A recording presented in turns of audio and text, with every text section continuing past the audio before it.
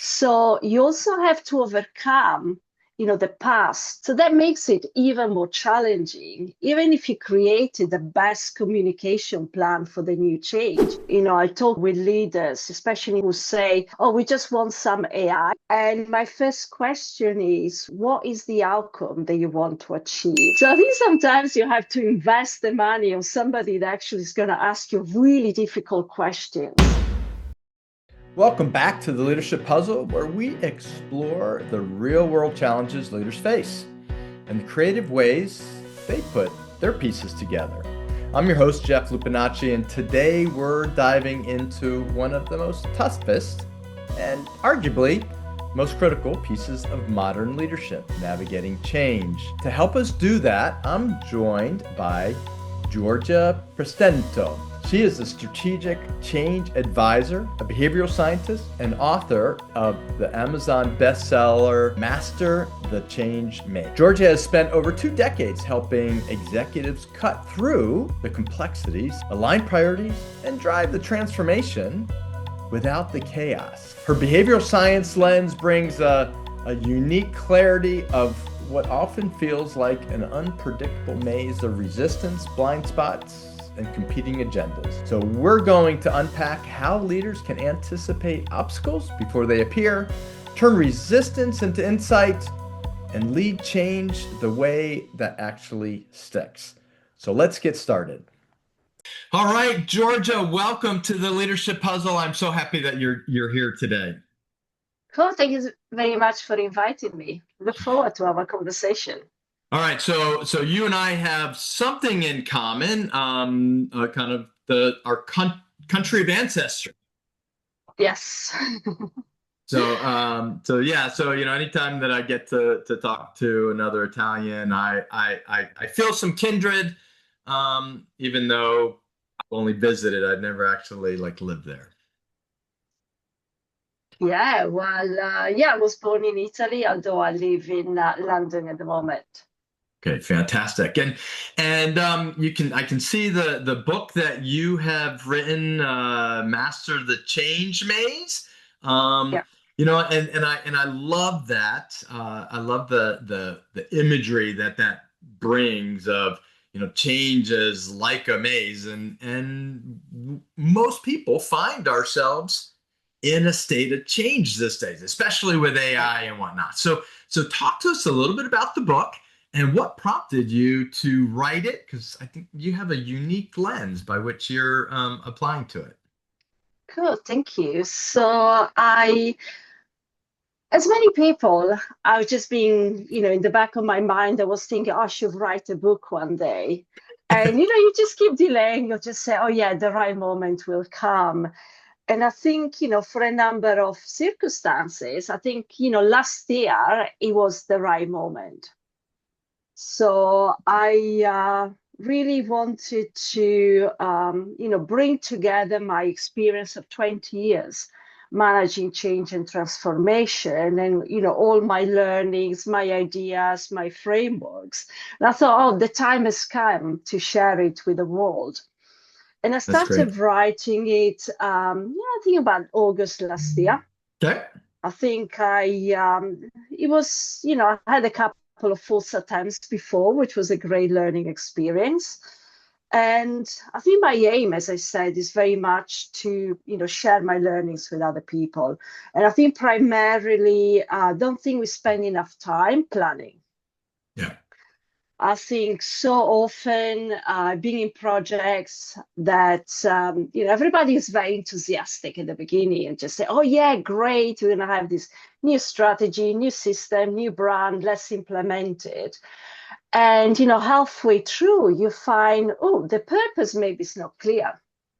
There is a misalignment with the other programs or with the direction of the company or blind spots. I think blind spots is something that I've come to recognize and really drive more and more with my clients. How do we spot the things that, they're not apparent, they're hidden away, and they're just going to, have an impact on the success of the program. And of course, resistance. So I'm really interested in my work in people. What is the employee experience of the change, but also how can I help leaders, driving change in a more purposeful and more successful way. And I've been interested so much in people that I decided to study it. And I have a master's in behavioral science, which really deepened my understanding of, habits, biases, or decision making, and how we react to change situations. Yeah. It's it's a fascinating, convergence of the behavioral science, the people, what are they thinking, and how are they feeling as they go through this change, whether they're leading it or it's happening to them. Yeah. And then the actual like study of change management and leading projects and the success. I mean that there's a whole discipline around project management and being successful with that.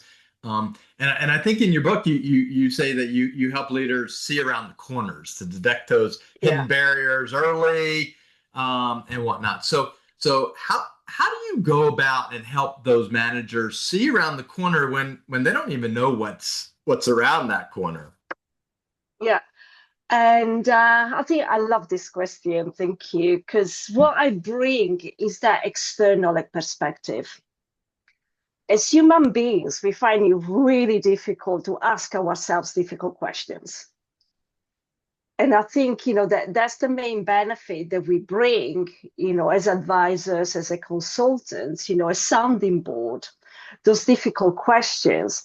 Because, we think ourselves as, really smart and nice people. And let's say, you spend weeks creating a strategy, creating a plan, and you really don't see any flaws in it because you put all your passion and your effort.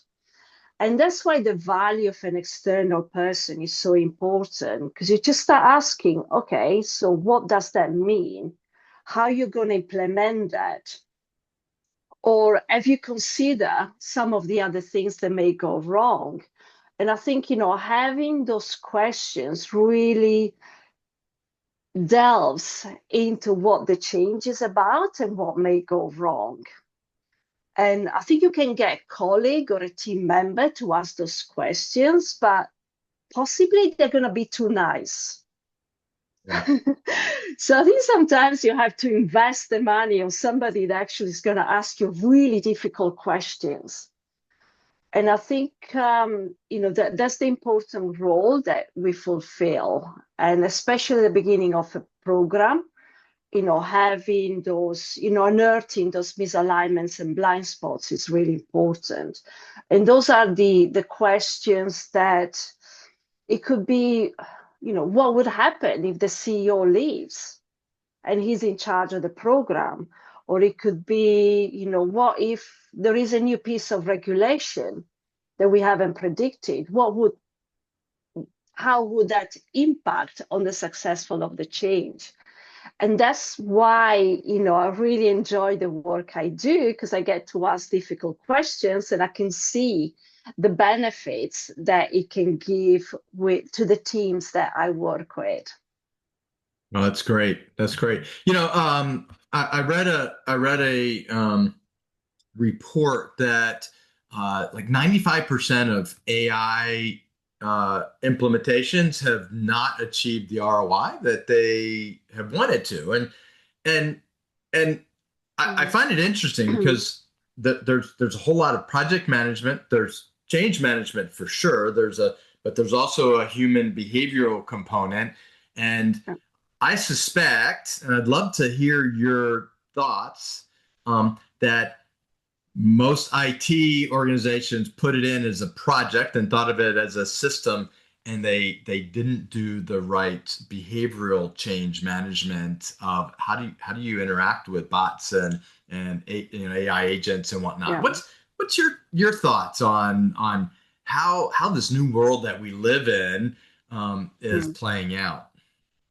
Yeah, I think probably may go on my soapbox on this one All because I right. see it so often. And I think to me, it goes back to the purpose. I talk with with leaders, especially in technology, who say, "Oh, we just want some AI, whatever that may mean." And my first question is, what is the outcome that you want to achieve? And to me, that's a strategy and that's an organizational question. And I think the problem that drives that 90% level of failure is that we don't ask those questions. Is the shiny object syndrome where, oh, this, everybody has it.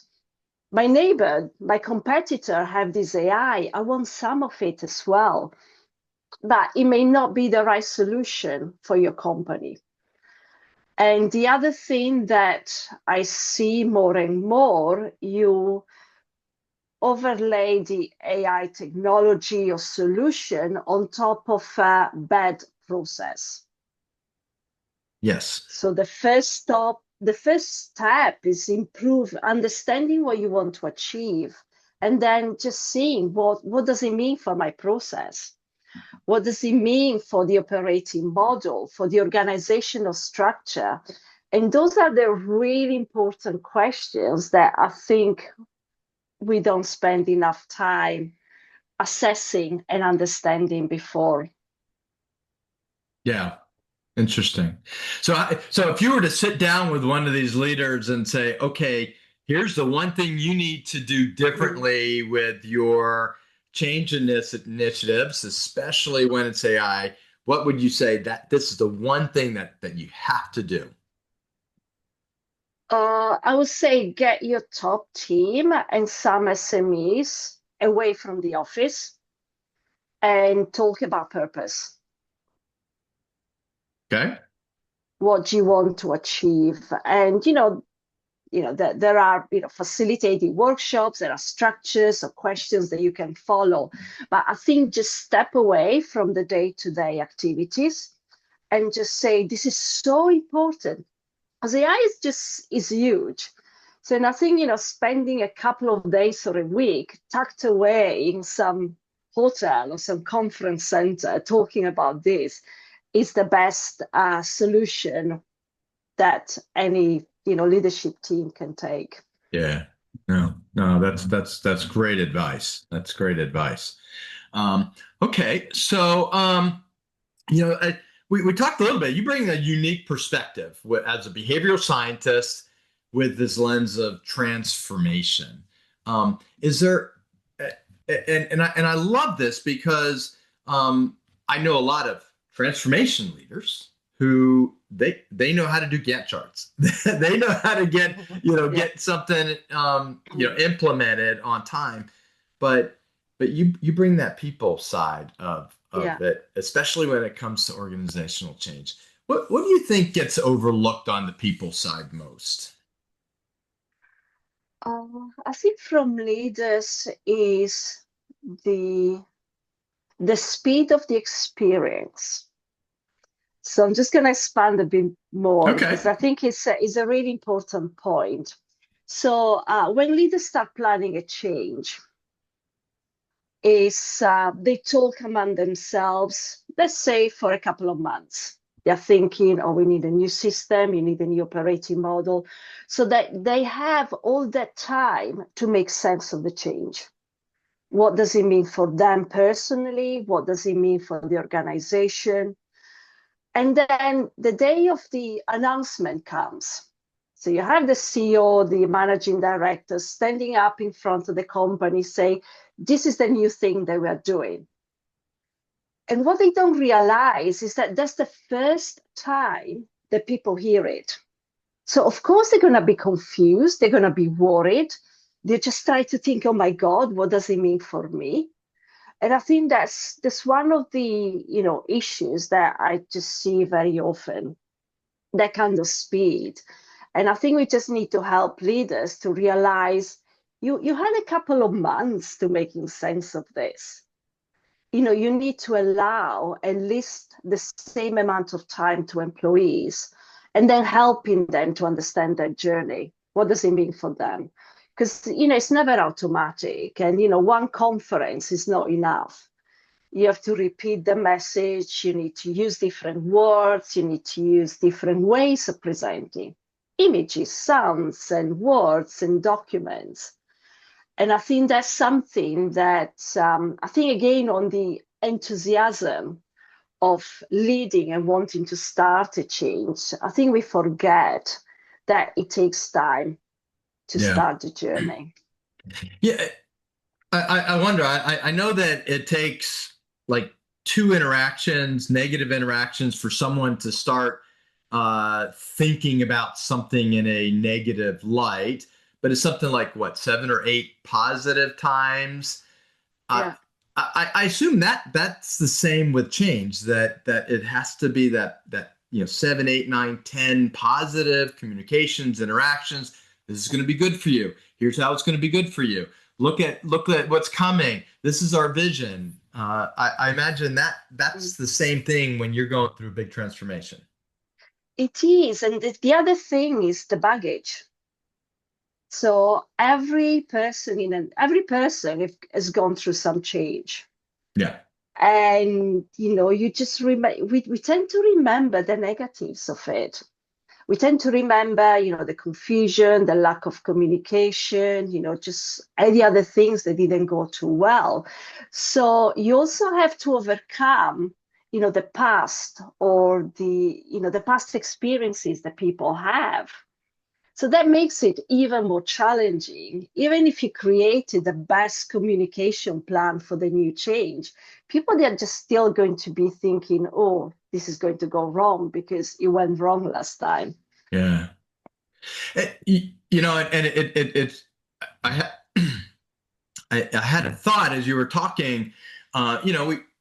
We hear all this about AI and how it's taken over jobs, and your job's going away, and I do talk to quite a few individuals who have this sense that their job, their livelihood is going to change because of AI. So from a behavioral scientist perspective, what would you say to that person who is, you know, um, living through this change at a company level? So maybe they're not getting the communication effectively from their leaders of what's happening, but what could they potentially do externally to that to navigate and take the change in stride to not live in fear, but take control of it.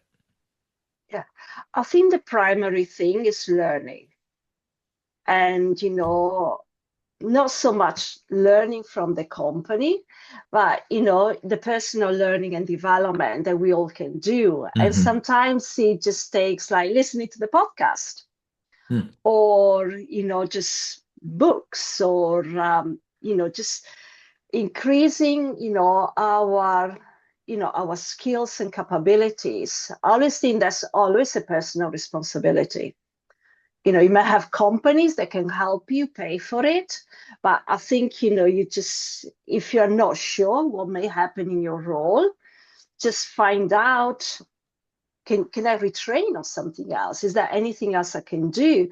Can I talk with somebody in the same situation that is progressed, so they don't feel as much fear? Yeah.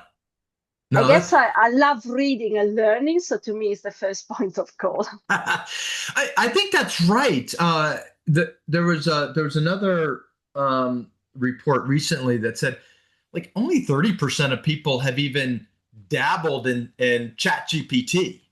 Like not even using it, consistently, but maybe it played with it. Maybe they got an account. And so that says there's a lot of people out there that are like, nope, don't know about it. I'm just going to be afraid of it. And so, Yeah, so I think you're spot on. It's like get in there and learn and yeah. see what it's all about. And you don't have to be an expert at it. It's not about coding, but you know, change your mindset to say, you know what, this thing could be helpful, not harming. Yeah, yeah, which is a really good point, because it's about having the grow mindset. Yeah. You can choose to, give the responsibility to other people for your development, or you can take it upon yourself. Okay. All right. So we could probably talk about AI and whatnot for a long time. Sure. So I want to get back to, kind of these large complex transformations, which you're amazing at helping companies navigate and deliver. Um, and so when when you are helping to lead one of these transformations, um, a lot of times companies start struggling, right? And uh, they kind of lose their way after that initial, hey, look, rah Yeah. rah, we got a great new thing. What are those first signals that you look for to say, oh, this is going off track? Yeah, I think I go back to the beginning, which is purpose, which I think often it goes off track during the duration of a project. Because I think, as especially with the complex ones, we don't live in a stable environment. Things happen both internally in the organization and externally. So I think what I always advise is to have regular checkups. Just spending a few hours just saying, are we are we still doing what we plan to do? Is the direction still valid? Because I think sometimes we forget that when we start a project, after 6 months, things may have changed and we need to adjust what we're doing. And I think and it goes back to asking those difficult questions. Yeah. We may need to just, shift a little bit. Or again, going back to learning. So we learn something new, just say, okay, what does that mean for what we wanted to achieve? Yeah.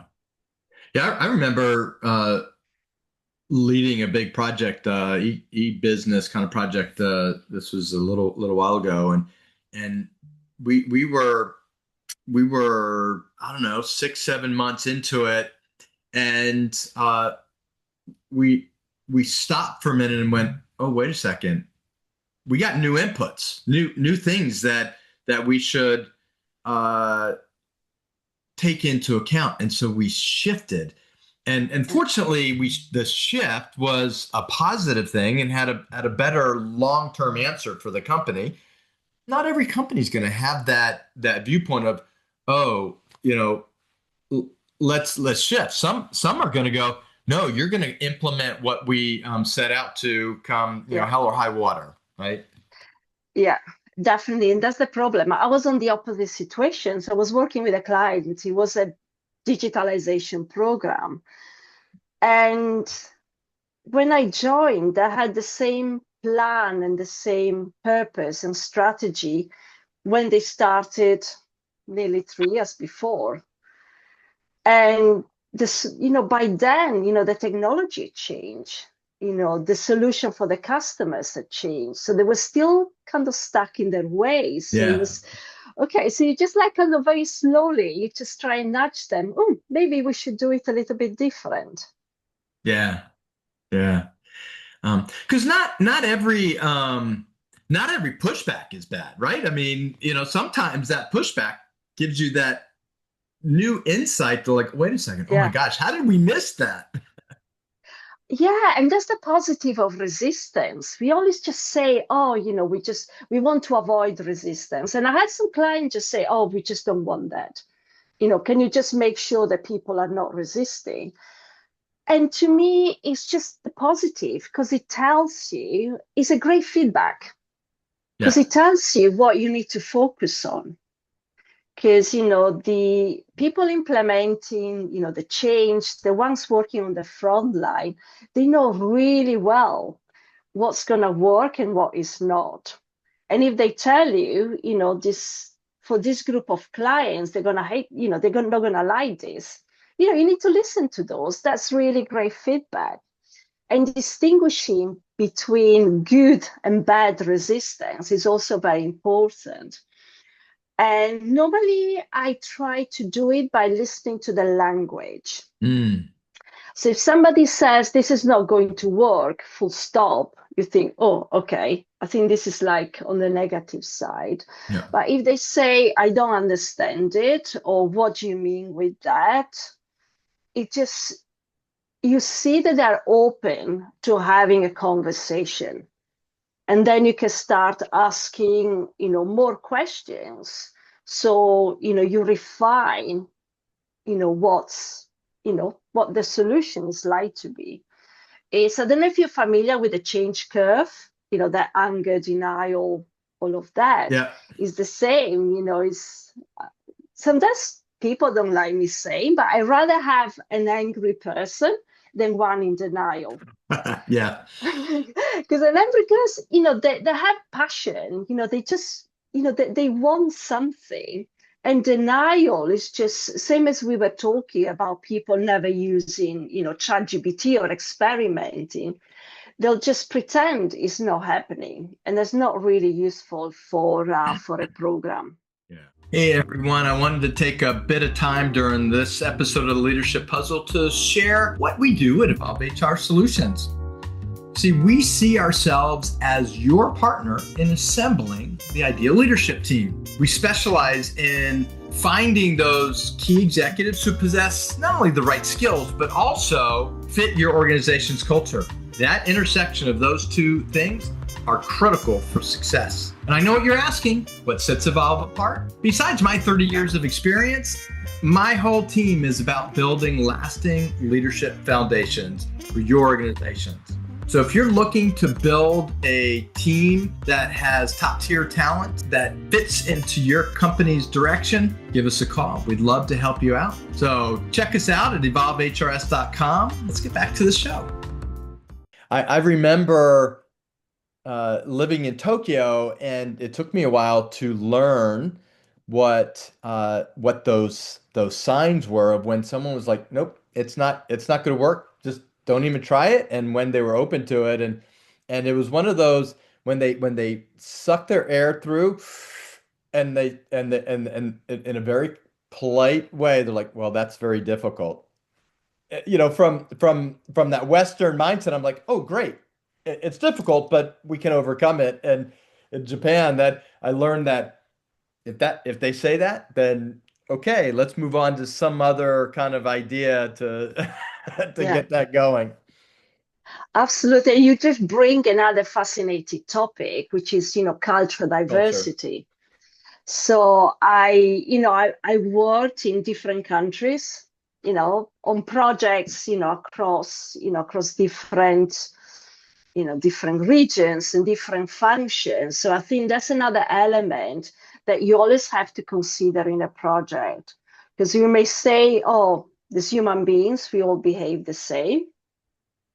And there are some shared traits, but at the same time, there are differences between countries. Even something as simple which it took me a while to get used to. So in Italy, you just start business by having a coffee and a chat and getting to know people. Yeah. When I was trying to do that in the UK, it's like, oh, she just wasted time. What's the point of just getting to know? Let's get down to work. The meeting is due to start. And that's a difference as well. And there's some other cultures where, Latin culture, South American culture, where, that establishing relationship is the first step. And if you focus on that, then talking about, the business case and the financials becomes so much easier. Yeah. Yeah, there was a big project that I was leading in, and I knew I needed to get actually the team in Israel. So I was in the U.S. We had this great team in Israel, and so I literally flew over there. It was 32 hours of travel time to spend a day and a half there to show that I was serious, build that relationship, and and then once they saw that I was serious about engaging them and making sure that they were part of the solution, you know what? They were all in, and Yeah. there's cultures like that. Whereas UK, US is like, all right, what's the problem we're trying to solve? Well, let's get down to it. Let's go. Yeah, absolutely. And you just need to, take into account in that, I did run a project in Australia. And, even there, it impacted, people across different cities. And I was just traveling to them. And sometimes it was just sort of have a quick meeting, and then lots of cups of coffee with people that they just wanted to have a chat with me. Yeah. And I think I didn't, in terms of like outcomes, I don't think I achieved anything. But in terms of, their experience of the change and how they felt and how they were supporting the change, it was a bit more intangible. But I raised that level of support just by having lots of coffee. Not very good for my health because it gets jittery, but I think it really helped to establish those relationships, especially in changes where people may lose their jobs or their job may change. You just need to, you need to give people time. Yeah. Yeah. So while we're on this theme of international, in your experience, is there, maybe a golden rule or a single lesson that you've learned on managing change across all cultures? That doesn't matter what culture it is, but there's one thing that you always do to help manage that change with people. Listen is, it's difficult to add anything else to that, but Yeah, it's the perspective that, you're there to, you know, to help leaders or to help people in their journey. yeah, And too often you see, consultants or somebody turning up there with like, a slide deck of 50 slides, just say, okay, this is what's happening. You sit and listen, I'll tell you. And I think, if we reverse it and just make it into a conversation where we show that we are open to, to feedback, to challenges, to questions, it makes it makes it much more successful. well, and you're respecting their opinion, which goes a long way regardless of Yeah, culture. yeah, Yeah. definitely. So listen is just the first one lesson. Love it. Love it. Love it. Love it. Um, all right. So, uh, when you're leading a transformation, I've heard it say, and I've experienced it, that if you take a little more time in the planning phase to figure everything out, then the implementation phase goes much faster, right? Yeah. Um, have you experienced that, and how do you overcome those leaders that were like, I don't care about planning. I want it to be implemented. So how do you work through that tension? With difficulty. um, I think there are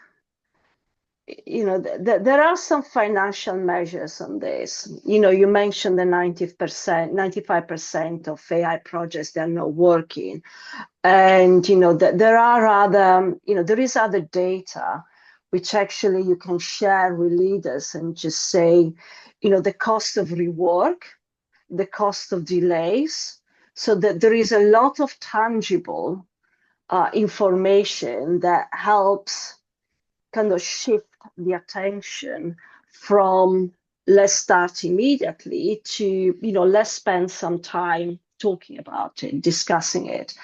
And it doesn't have to be a long time. I mean, one of the things they started doing is essentially a 2-day workshop.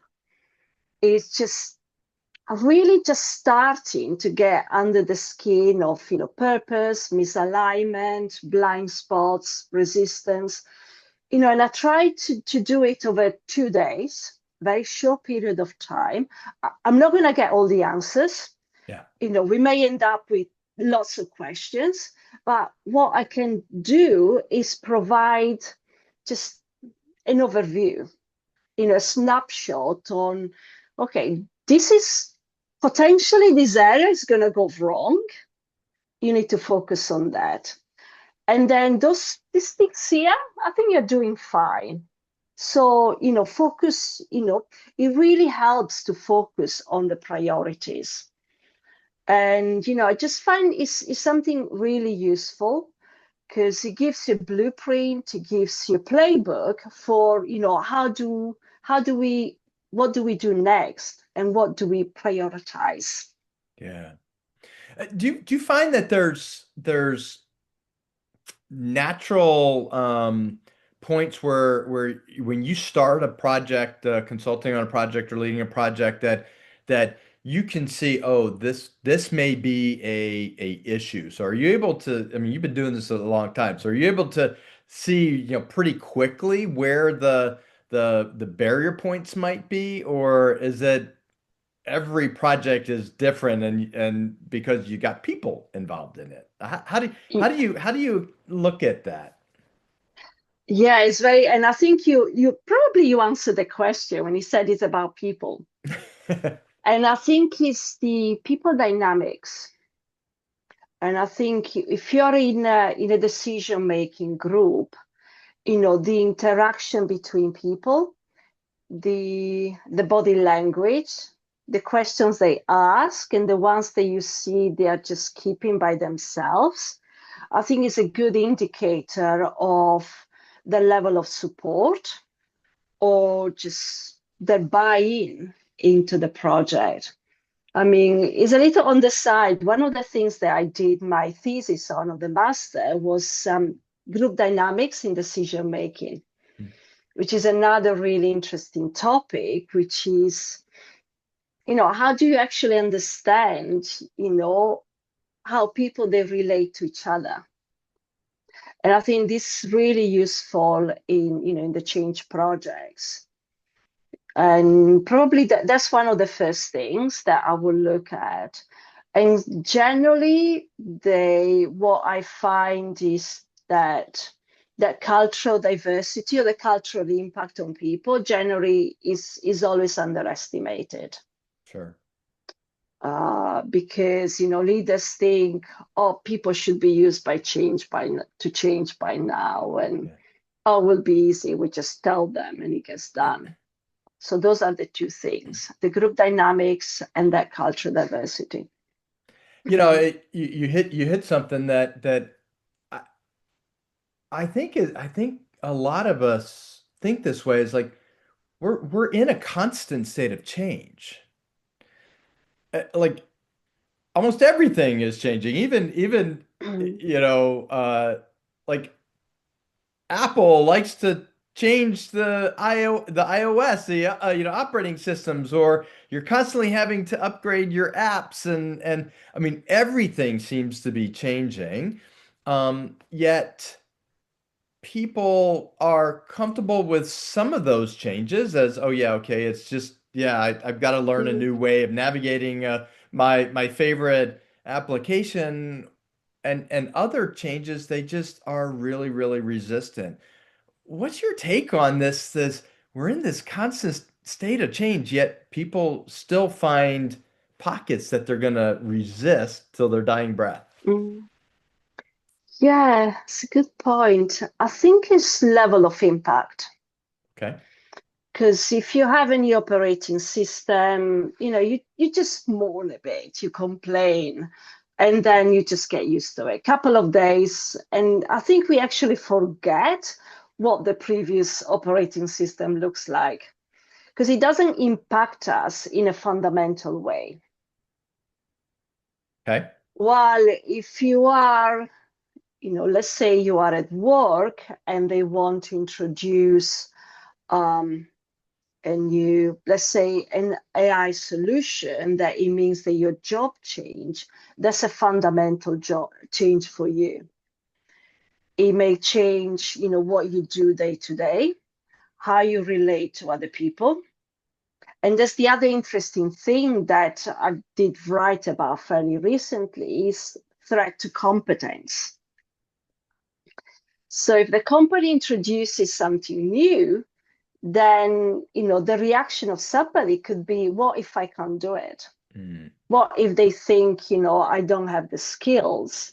So all of those questions, it causes that reaction to change in a way that a new operating system doesn't, because it's more personal. Yeah. Okay, that makes a whole lot of sense to me. While the change to my operating system on my personal computer is a nuisance, if it takes me a while to really get used to Mm, it, okay, it's a pain. But if I'm at work and and the change is happening, then all of a sudden I have to learn something new. And what if I can't, right? yeah, So psychologically we go to that negative of what if, which is yeah, never a good sign. yeah, absolutely. You're right. Okay, so we're kind of run out of time, but I have just a couple of questions. So I've worked for a lot of leaders who have this urgency of getting projects done. Um, but we just talked about people go to this what if, and am I going to have time to figure out the latest um, changes, latest system, latest way of doing my job. And so I don't know if it's psychological safety is the right word, but something that allows the employee to embrace that change. Um, how do you help leaders balance that need for urgency to the employee's need for comfort of the change? Uh, I think it's to me it's openness. So, and I think is people understand tough decisions and they understand that, the need for speed. They just want to know about it. And I think if we are, open with what's happening, what it means for them, I think it just speeds up that process. And I think and something else that you can do is you don't have to do all the training before something happens. It can be a gradual thing afterwards. So nothing is, that like a go live doesn't mean that that's when everything stops. To me, it's when it starts. And it's about embedding the change and just making sure that people actually follow the new processes, the new Sure. guidelines. And it's going to take place after officially the project is finished. Hmm. So it's a different, we can reframe that, Love it. time scales that way. Love it. Love it. Well, Georgia, you have just a wealth of information. How can people get your book, Master the Change Maze, Amazon? Yeah, it's on Amazon, it's on Barnes and Nobles, or, you probably can get it from your bookshop. You have to order it from your local bookshop, but it's available there as well. And, people can reach me on LinkedIn. It's having, an unusual name and surname. It means you're very easy to find. Yep. Um, Prestento. yeah, absolutely. So, and my website is actually giorgiaprestento.com because I just set it up about, it's me, the work that I do. I write weekly on Substack. Okay. I have a YouTube channel which is in infancy, so I I recently started doing that. And Great. something else that may interest your listeners as well. I have a very short online assessment. Oh, great. It's called Leaders, Are You Change Ready? Hmm.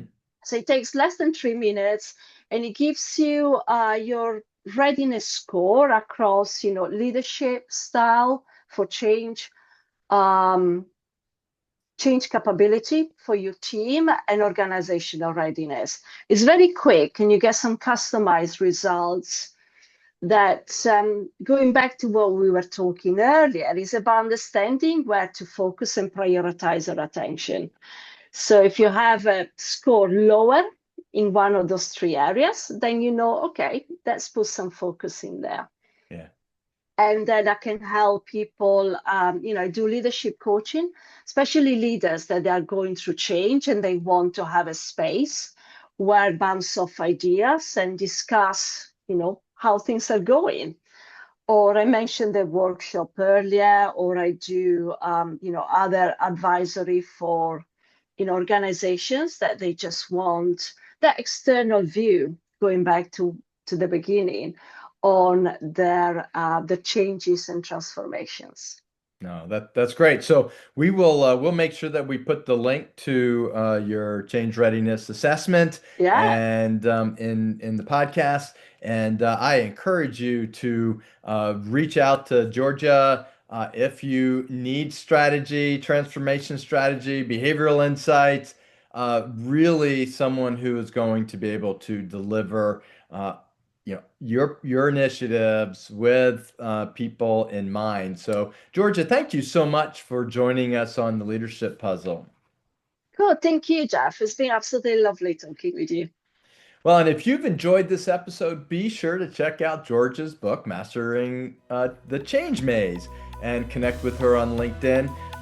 If this discussion gave you something to think about, be sure to like, share, and subscribe to our podcast.